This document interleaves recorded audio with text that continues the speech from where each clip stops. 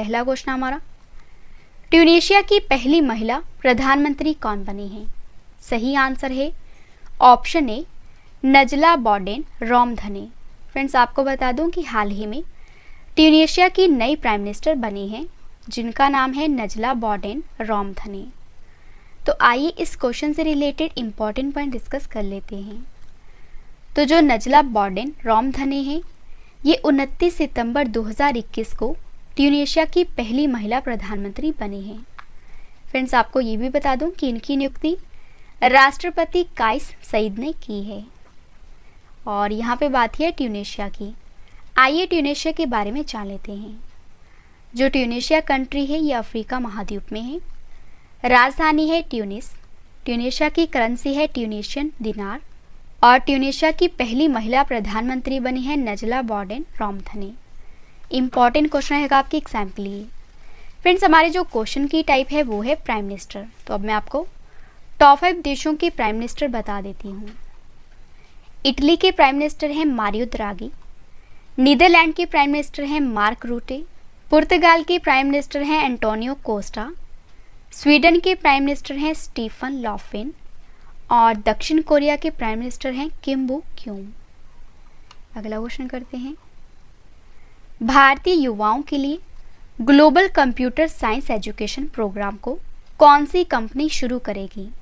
सही आंसर है option B Amazon. Friends, आपको बता दूं कि भारतीय युवाओं के लिए जो global computer science education program है ये लॉन्च करेगी अमेज़न कंपनी। तो आइए इस प्रोग्राम का उद्देश्य जान लेते हैं। और सबसे पहले आपको पता होना चाहिए कि जो अमेज़न है ये ई-कॉमर्स कंपनी है। तो इस कंपनी ने भारतीय युवाओं के लिए एक बड़ी घोषणा की है और वो ये है कि अमेज़न ने भारत में अपना एक global computer science education program को शुरू करने की बात कही है। और इसके जरिए क्या किया जाएगा, छात्रों को ना सिर्फ कंप्यूटर का ज्ञान मिलेगा बल्कि उन्हें रोजगार के अवसर भी मिलेंगे। और फ्रेंड्स, आपको ये भी बता दूं कि अमेज़न फ्यूचर इंजीनियर नाम से इस कार्यक्रम की शुरुआत सबसे पहले देश के 7 राज्य जिनमें है कर्नाटक, दिल्ली, हरियाणा, महाराष्ट्र, तमिलनाडु, ओडिशा और तेलंगाना से होगी। तो यहाँ पे बात है अमेज़न की। आइए अमेज़न के बारे में जान लेते हैं। तो फ्रेंड्स, मैं आपको बता दूं जो अमेज़न है ये ई-कॉमर्स कंपनी है। अमेज़न की स्थापना हुई थी 5 जुलाई 1994 में और अमेज़न का मुख्यालय है वॉशिंगटन डीसी में। अमेज़न के अध्यक्ष हैं जेफ बेजोस। अमेज़न के सीईओ हैं एंडी चेसी। अगला क्वेश्चन हमारा, विश्व समुद्री दिवस 2021 कब मनाया गया है? सही आंसर है ऑप्शन सी 30 सितंबर को। फ्रेंड्स, आपको बता दूं जो वर्ल्ड मैरीटाइम डे है ये मनाया गया है 30 सितंबर को। तो आइए जान लेते हैं ये दिवस क्यों मनाया जाता है। तो सबसे पहले आपको पता होना चाहिए कि हर साल सितंबर के अंतिम सप्ताह के दौरान जो विश्व समुद्री दिवस है ये मनाया जाता है विश्व स्तर पर। और इस साल विश्व समुद्री दिवस मनाया गया है 30 सितंबर को। और फ्रेंड्स, आपको ये भी याद रखना है कि जो राष्ट्रीय समुद्री दिवस है ये मनाया जाता है 5 अप्रैल को। और इस वर्ष 30 सितंबर 2021 को 44वां विश्व समुद्री दिवस मनाया गया है।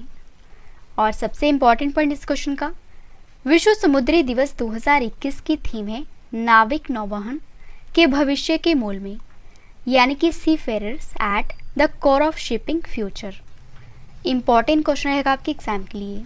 अगला क्वेश्चन करते हैं, ट्रोजन क्षुद्रग्रहों के अध्ययन करने के लिए लूसी अभियान को कौन सी स्पेस एजेंसी लॉन्च करेगी? सही आंसर है ऑप्शन सी नासा, जो कि अमेरिका की स्पेस एजेंसी का नाम है। तो आपको बता दूं कि ट्रोजन क्षुद्रग्रहों को अध्ययन करने के लिए जो लूसी अभियान है इसको लॉन्च करेगी अमेरिका की स्पेस एजेंसी जिसका नाम है नासा। तो यहाँ पे बात है क्षुद्र ग्रह की। आइए सबसे पहले जान लेते हैं कि क्षुद्र ग्रह क्या होते हैं।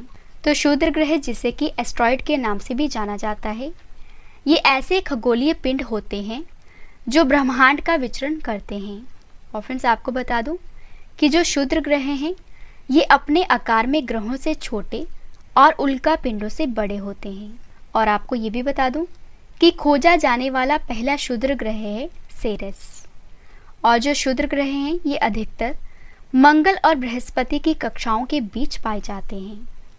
और फ्रेंड्स आपको बता दूं कि नासा सौर मंडल के क्षुद्र ग्रहों और उल्काओं के अध्ययन के लिए लूसी मिशन को लॉन्च करेगा और जिसका प्रक्षेपण नासा जो है ये 16 अक्टूबर को करेगी। और फ्रेंड्स आपको ये भी बता दूं कि ये नासा का पहला अंतरिक्ष यान होगा जो क्या करेगा, ट्रोजन क्षुद्र ग्रहों का विशेष अध्ययन करेगा और नासा इसके जरिए सौर मंडल के इतिहास के बारे में जानकारी प्राप्त कर सकेगा। तो यहाँ पे बात है नासा की। आई नासा के बारे में डिटेल में जान लेते हैं। जैसे कि मैंने आपको बताया जो नासा है ये अमेरिका की स्पेस एजेंसी का नाम है। नासा का पूरा नाम है national aeronautics and space administration और हिंदी में कहा जाता है राष्ट्रीय वैमानिकी और अंतरिक्ष प्रबंधन। नासा की स्थापना हुई थी 29 जुलाई 1958 को। नासा का मुख्यालय है वॉशिंगटन डीसी में। नासा के अध्यक्ष हैं बिल नेल्सन और जो नासा का मोटो है वो है for the benefit of all. Friends अगर आपसे एग्जाम में पूछा जाए कि नासा के सूर्य मिशन का क्या नाम है, आपका आंसर होगा सनराइज। और अगर आपसे एग्जाम में पूछा जाए कि नासा ने किसके अध्ययन के लिए मैसेंजर सैटेलाइट को लॉन्च किया था, आपका आंसर होगा बुध। और नासा के किस मिशन में पहली बार जो मनुष्य हैं ये चंद्रमा पर पहुंचे थे, आंसर है अपोलो प्रोग्राम के तहत। नेक्स्ट है मैरी डब्ल्यू जैक्सन के नाम पर किसके मुख्यालय का नाम रखा गया है, आंसर है नासा का। काफ़ी बार एग्जाम में पूछा भी गया है।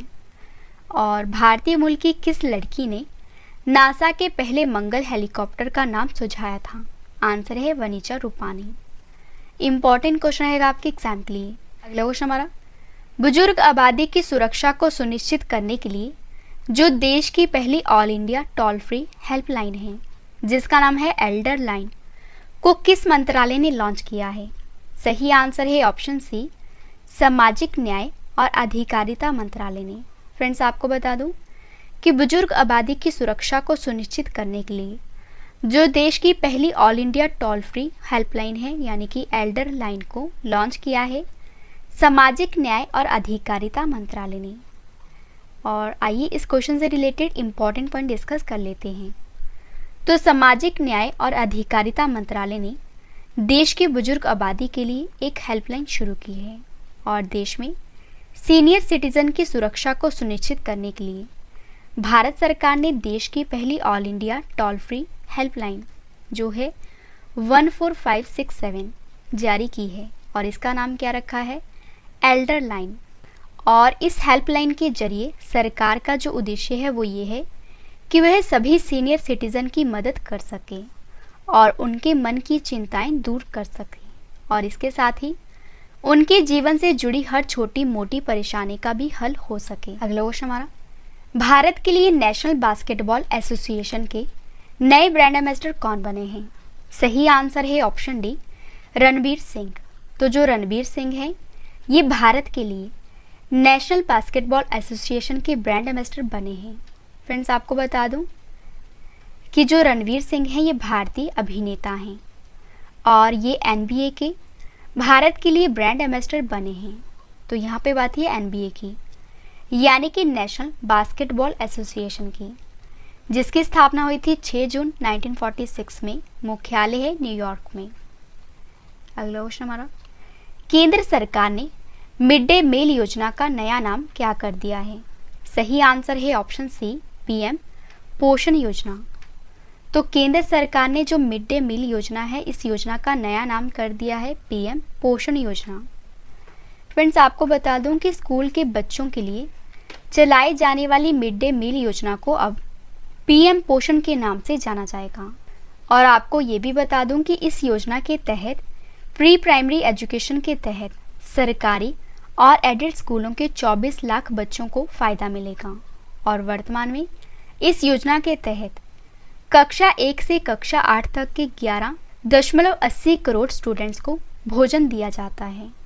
और फ्रेंड्स PM पोषण शक्ति निर्माण और PM पोषण योजना के तहत अब 24 लाख स्टूडेंट्स को भी जोड़ा जाएगा इस योजना के तहत। और इसमें आंगनवाड़ी से जुड़े बाल वाटिका में पढ़ने वाले बच्चों को भी लाभ दिया जाएगा। और इस योजना के तहत कुल 1.3 लाख करोड़ रुपए खर्च किए जाएंगे। तो हमारे जो क्वेश्चन की टाइप है वो है बदले के नाम। तो आइए बदले के नाम से रिलेटेड टॉप 5 करंट अफेयर्स जान लेते हैं। फर्स्ट है, मध्य प्रदेश के छिंदवाड़ा विश्वविद्यालय का नया नाम क्या हो गया है? आंसर है राजा शंकर विश्वविद्यालय।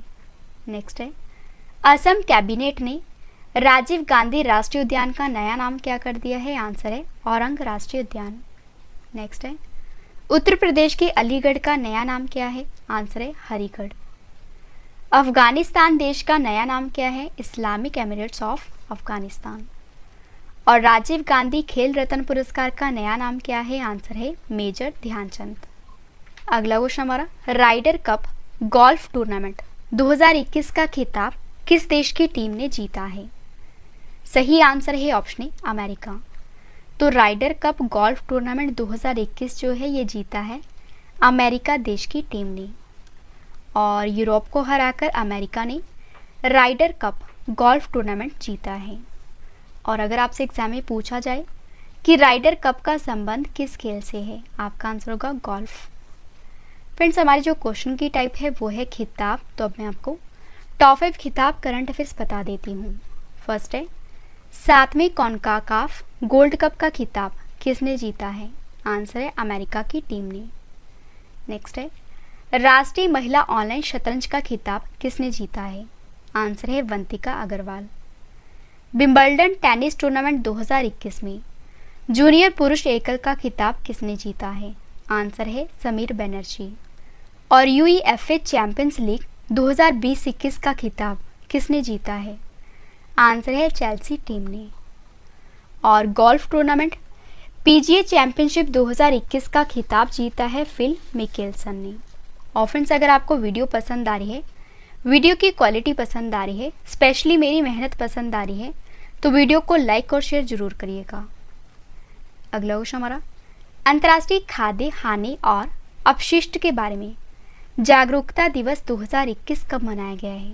सही आंसर है ऑप्शन डी 29 सितंबर को।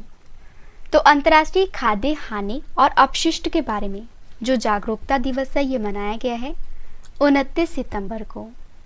तो आइए इस दिवस को मनाने का उद्देश्य जान लेते हैं।